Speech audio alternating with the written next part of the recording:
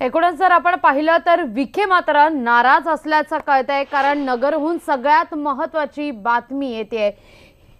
सध्या राजकीय घडामोडी घडताना दिसतात।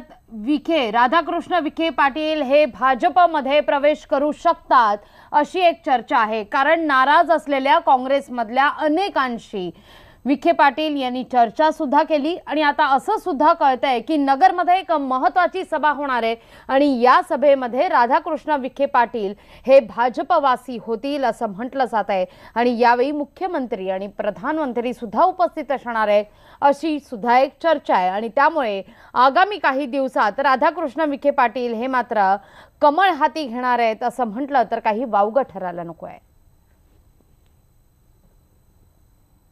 उत्तर मुंबई मतदारसंघातून काँग्रेस उमेदवार उर्मिला मातोंडकर यांनी आज उमेदवारी अर्ज दाखल केला, तर मुंबई उत्तर मध्य मतदारसंघातून काँग्रेसच्या प्रिया दत्त यांनी उमेदवारी अर्ज दाखल केलाय। दोघीही अगदी मराठमोळ्या पोशाखात फेटा बांधून उमेदवारी अर्ज दाखल करण्याकरता उपस्थित होत्या।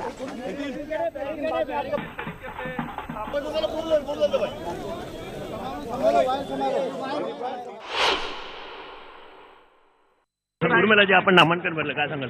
नामांकन झालेलं आहे आणि खूप एक अशी एक्साइटमेंट आहे आणि आनंद आहे आणि लोकांच्या सहकार्याची खूप खूप गरज आहे। तुम्हाला खूप वैयक्तिक ट्रोल केला जातं विकासापेक्षा? तो त्यांचा विचार आहे, त्यांचा दृष्टिकोन आहे, त्यांनी त्यांच्या विचारांनी जावं, मी माझ्या विचारांनी जाऊ इच्छिते। विजयाबद्दल काय? मॅडम हिंदी में एक बार लोकांचं सहकार्य असेल तर